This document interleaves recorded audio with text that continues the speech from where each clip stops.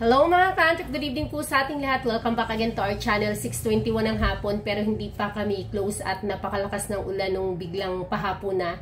So stay safe po tayong lahat. Baka sa inyong lugar din ay masyadong malakas ang ulan. Ang tagal na nating hindi nakapag-vlog ng ganitong mga topic kasi na-busy tayo dun sa ating negosyo tips, unbox and review sa ating mga parts and accessories. So hindi pa tayo natatapos dun. Medyo na-busy lang ako lately kasi may inasikaso kami with the workout na it's a business matter pero isi-share ko rin sa inyo soon and hopefully baka ano yun siya, baka kung ibibigay ni Lord baka pang third branch natin yun. So inayos namin, okay na rin naman siya, kumbaga na deal na, so may pinaplansya na lang ng mga papel. So anyway, ayan, importante itong katanungan ni Ma'am I Love You Indonesian 2009. Sabi niya, Ma'am, pa-help naman, tama kaya plan ko mag-open ng motor parts sa Cotabato City, capital is 700 to 800. Tapos rent sa pwesto is 15K monthly. Kaya ma'am, sana masagot po. Ayan, okay ma'am, ganito po yun. Since nasa city naman kayo, napakaraming customer, napakalawak ng market kapag nasa syudad talaga. Kumbaga nandun talaga ang pera. So, since napakaraming napakaraming mga possible customers, makikipagsabayan ka rin doon sa mga mga pioneer na, yung may mga loyal customers na talaga sila. So, ikaw ay kukuha ka pa lang ng mga bagong customers. So, ang capital mo is 700 to 800 is okay naman na din siya. Hindi natin masasabing makukumpleto ka, but at least the basic, lalo na pang city, ayan, kailangan mga tubeless dyan, available sa'yo, ay, kumbaga, ma-accommodate mo na dyan sa iyong i-open na shop.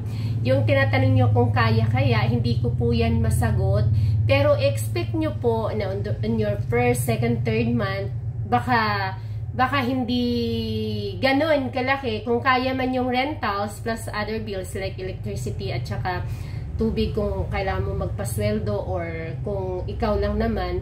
So, wag tayong masyadong mag-expect, pero pwedeng sipagan din naman. Pero kung ano po kasi ma'am, kung nasa city din naman, hindi po siya malayong hindi nyo ma-meet. Ang magiging kalaban nyo lang po, since baguhan nga po kayo, is mangangapa ka pa ng mga customers. Kumbaga, hindi natin maiaalis na yung mga pioneer talaga ay may mga customers na talaga yan, may mga loyal customers na yan. So ang kagandahan lang doon, siguro magkaroon kayo ng pa-promo or para mapansin kayo, kumbaga prior to your opening, maipaalam nyo rin dyan sa inyong mga kalugar, dyan sa location nyo na mag-open kayo. So at least before kayo mag-open ay mag-post na kayo dyan ng magpaskill na kayo ng tarpaulin na soon to open yung motor parts and accessories dyan. At maganda talaga ma'am kung may mekaniko ka po sa pag-open mo po. Kasi kapag may mekaniko, yung question mo po na kaya ang 15K monthly, lalo na kung may mekaniko ka po, is it's possible po, lalo na nasa city po kayo at kumbaga basic talaga siya at dapat it's a must talaga, lalo na kapag nasa city na mayroon talagang mekaniko. Kasi upon starting ma'am, 15,000 na rental is medyo malaki siya, medyo mabigat siya. Kung tuus-tuusin yung mga ganyang klaseng area is medyo malaki na yan po So kung ako po, kung ihingi nyo po yung opinion ko, siguro pipili ako ng maliit lang siguro muna na area na rirentahan, kasi at least kung maliit lang, medyo maliit lang din ang renta habang nagsisimula. Since parang napakalaki ng renta, at syempre sa syudad parang wala na rin siguro kung nandyan mismo sa heart of the city ng mga murang rentahan. So try lang natin ma'am, kasi hindi nyo po din malalaman kung hindi natin susubukan. Hindi ko rin mai-assure sa inyo na yes, kaya ang 15,000, kasi for me it's so malaki, parang napakalaki niya. So ine-expect ko na malaki din yung yung pwesto na rerentahan po ninyo. So medyo mahirap siya para sa nagsisimula. Dahil nga po, kagaya na nabanggit ko kanina, ay nasa syudad kayo at mga pioneer yung mga makakasabayan nyo doon. Good thing doon kung talagang ang inyong supplier din is from Manila, na sa presyo ay kaya nyong makipagsabayan sa kanila. Kasi nasa city yung mga malalaki na ring mga shop, nandyan na rin yung mga supplier, nandyan na rin yung mga wholesaler na makakalaban nyo. So, ang pinaka maging catch nyo talaga is kung may mekaniko po kayo. Para sa nagsisimula, 15,000 na renta ay malaki. Tapos, para sa city, yung 700 to 800, ma'am, sa totoo lang po, hindi po siya karamihan din talaga na pyesa ang mapapurchase nyo. Kapag nasa city po kayo kapag nasa probinsya kasi or sa mga mga barangay, ganyang amount is medyo, kumbaga, nandun na yung basic kasi hindi naman ganun kadami yung mga unit ng mga motorcycle talaga. So, hindi kagaya kapag nasa city is karamihan dyan, nandiyan na yung mga FI,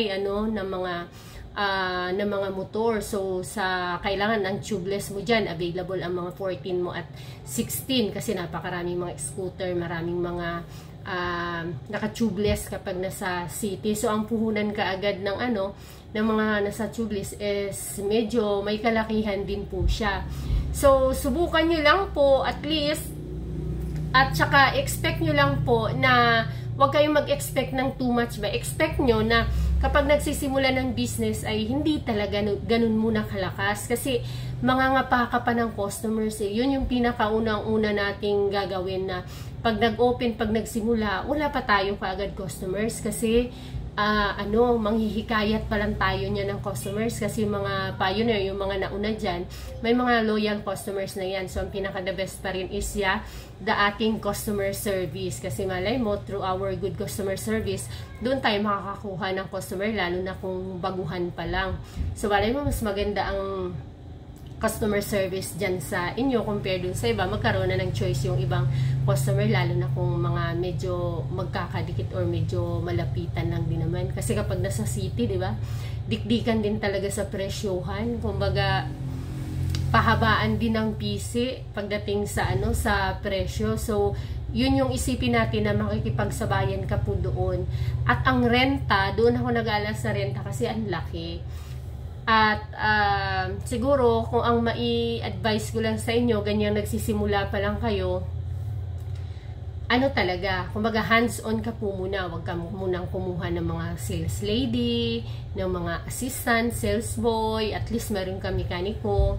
Tapos panoorin nyo na lang po yung aking ibang vlog about sa setup ng shop and mekaniko, kung anong mag-work sa inyo, kung saan yung mas maganda sa tingin nyo na maging win-win kayo ng iyong kukuning mekaniko at yung shop nyo po. So, good luck po sa inyo, ma'am.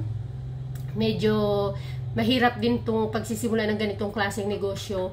Maganda siyang negosyo pero napakahirap magsimula. Number 1, dahil dyan sa capital. Number 2, kapag nagsisimula ka, lalo na sa city, lalo na doon sa mga area na talagang marami ng mga stable na mga syapatan, yun ang makikipagsabayan ka. Doon tayo mahihirapan na yung customer dahil sila ay may mga loyal customers na sa mahabang panahon. So tayo, bago pa lang tayo. Pero at least hindi nyo rin po malalaman kung hindi nyo susubukan. Malay nyo pala, ito pala talaga ang daan para sa inyo. Kailangan lang tiyagain sa umpisa at maging ready tayo doon sa mga susunod pa na mga challenges, kasi napaka-challenging po ng business na inyong papasukin. Pero madali lang siya kapag ito talaga ay tawag na inyong puso't isipan, pag ito talaga ang passion nyo. Mahirap man or madali, ang sitwasyon ay talagang malalampasan at malalampasan po ninyo. Alright, so good luck po at thank you so much. Please, kung nagustuhan nyo ang video na ito, ay paki-like naman po. Pa-subscribe sa mga hindi pa nakapag-subscribe at scroll nyo po yung ating mga old videos para sa mga tips and konting advices na gustong pumasok sa mga ganitong klaseng business. See you in my next video. Bye!